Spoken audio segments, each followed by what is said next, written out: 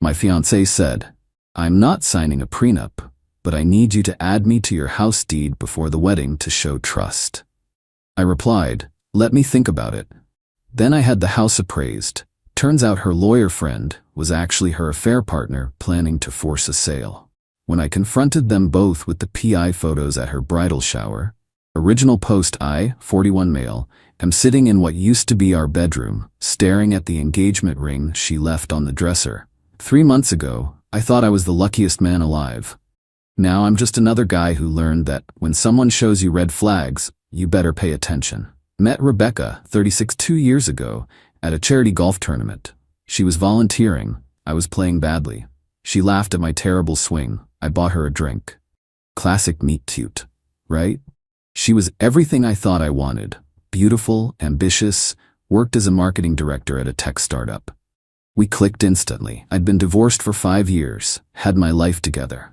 Good job as a senior engineer, nice house I'd bought after the divorce, decent savings. Rebecca seemed to appreciate that I was stable, mature, had my act together. She'd complain about guys her age being man-children, and loved that I owned my home, had a real career, wasn't playing games. We got engaged last year. Small proposal, just us at her favorite restaurant. She cried, said yes, posted it everywhere. Her friends were thrilled. My friends were cautiously optimistic. My buddy Dennis kept saying, "Seems fast, bro," but I figured he was just bitter from his own divorce. Then 3 months ago, wedding planning in full swing, she drops this bomb over dinner. So I've been thinking, I'm not comfortable signing a prenup. It feels like you're planning for our marriage to fail.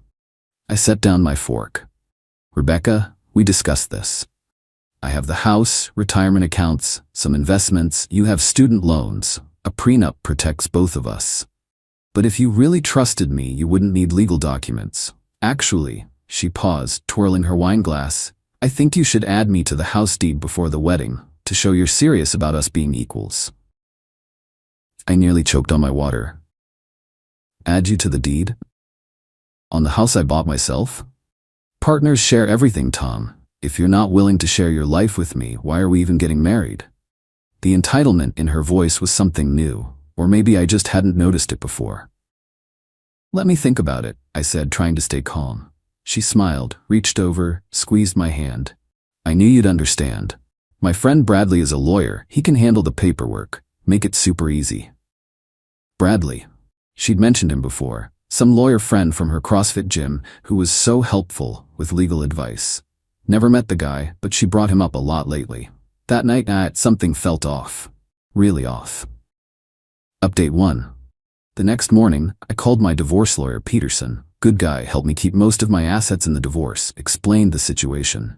Tom, he said slowly, don't add anyone to that deed. In fact, get that house appraised.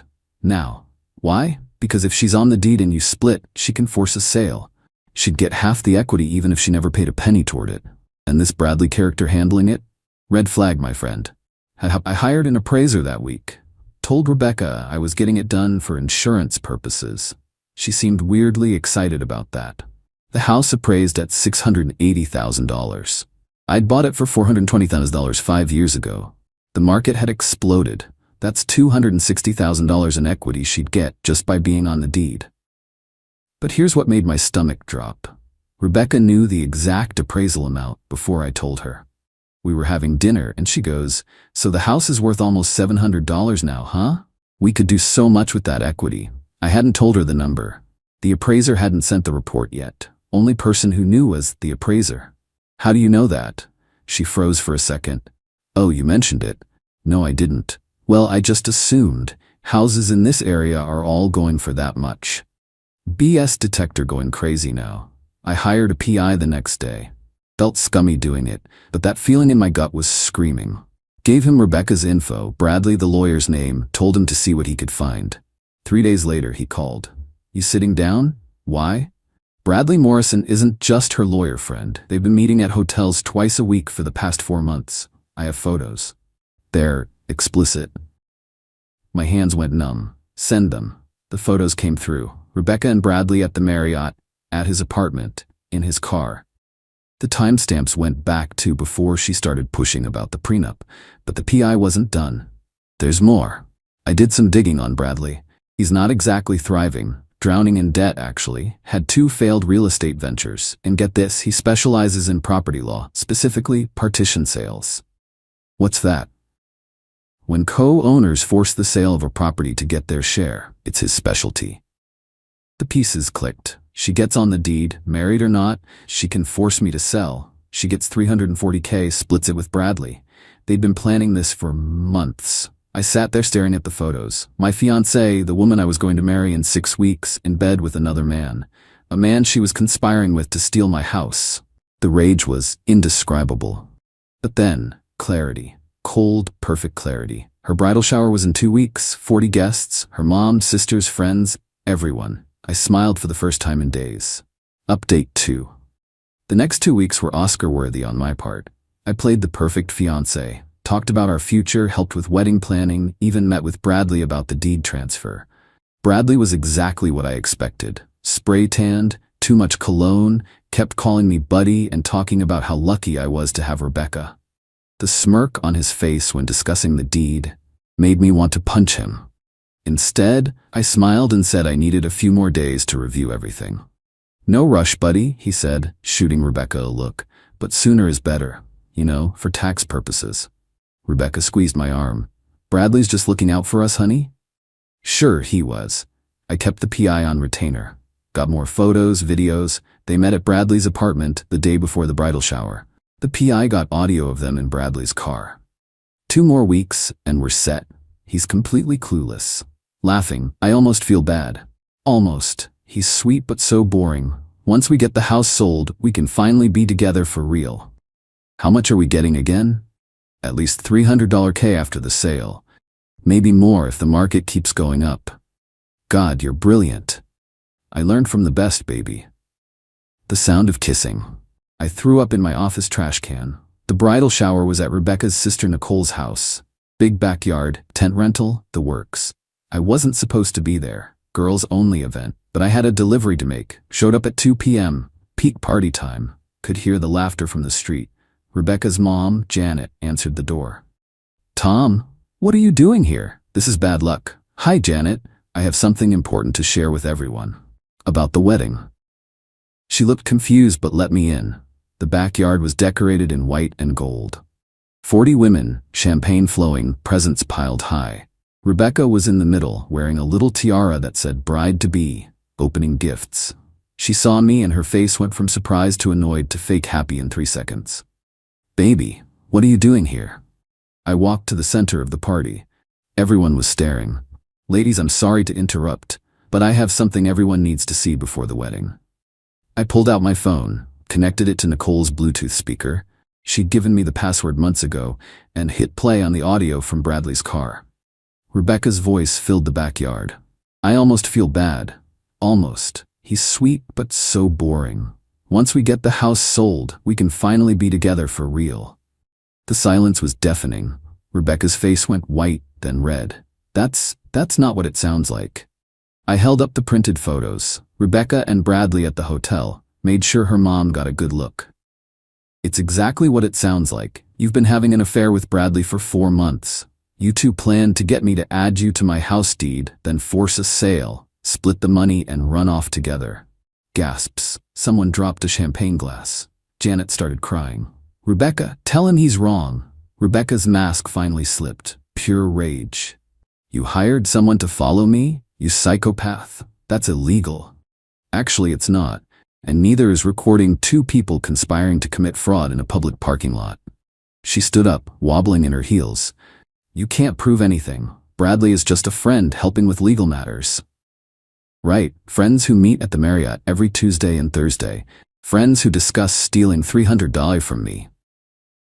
Her sister Nicole looked disgusted. Becca, what the hell?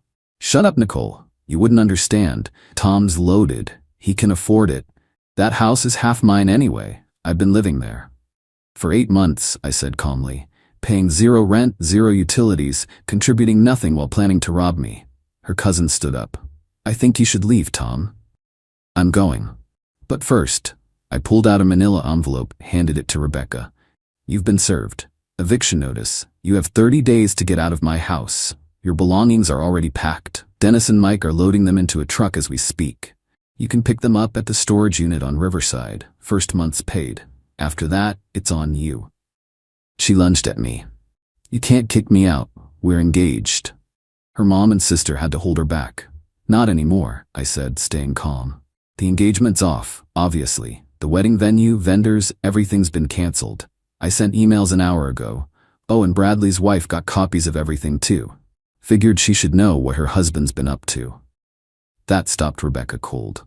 Bradley's wife? Melissa, lovely woman, pregnant with their second kid. She's filing for divorce Monday, probably taking him for everything he's worth, which isn't much according to my lawyer.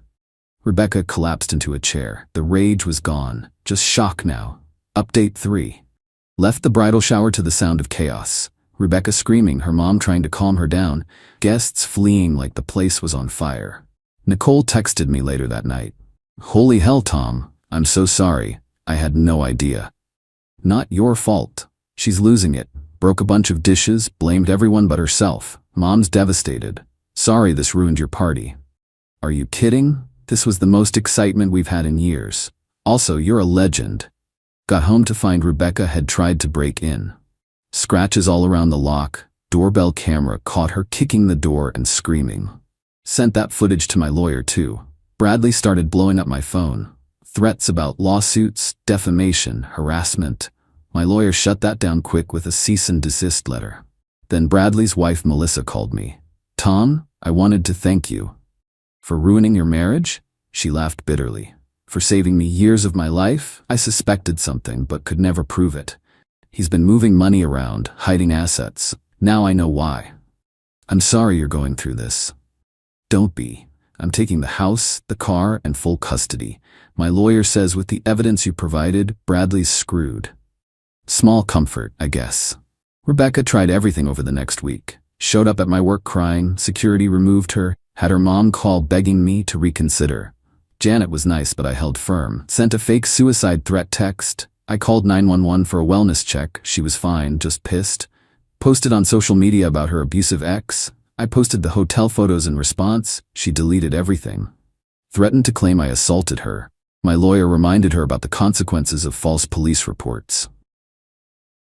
Then came the extinction burst. Sorry, I know that term is overused, but that's exactly what this was. Update 4. 2 weeks after the shower, I'm at work when building security calls. Mr. Thompson? There's a situation in the parking garage. I knew before I even got down there. My truck was destroyed. Windows smashed, tires slashed, asshole keyed into every panel. Rebecca standing there with a baseball bat, crying and screaming. You ruined my life. Bradley won't even talk to me. His wife is divorcing him. My family thinks I'm trash. This is your fault. Security already had the cops on the way. I just stood there recording on my phone. Rebecca, you're on camera destroying my property. I don't care. You destroyed my life.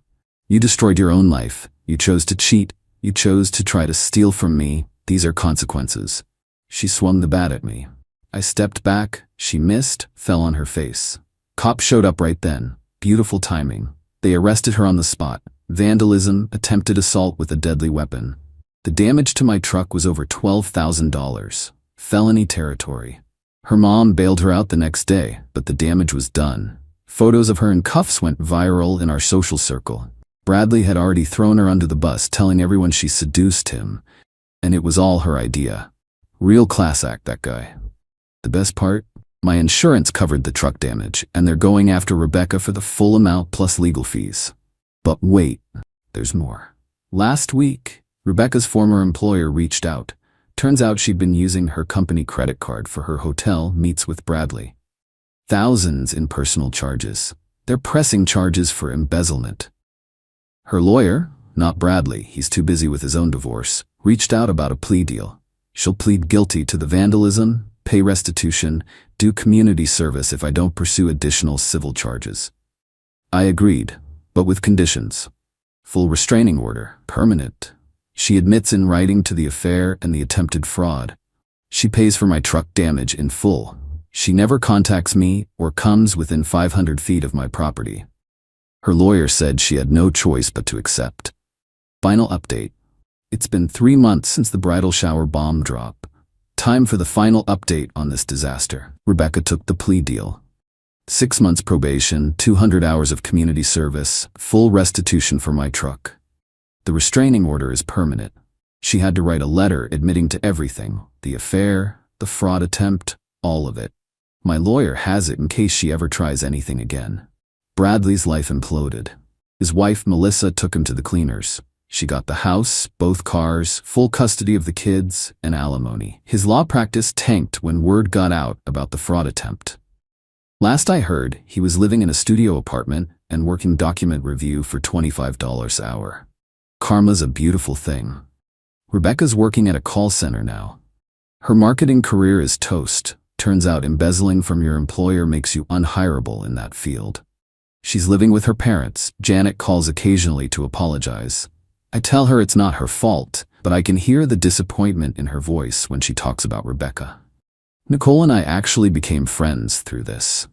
She checks in every couple weeks, says Rebecca still blames everyone but herself. Still thinks I overreacted and ruined her life over a mistake. No accountability whatsoever. Found out some interesting backstory from Nicole.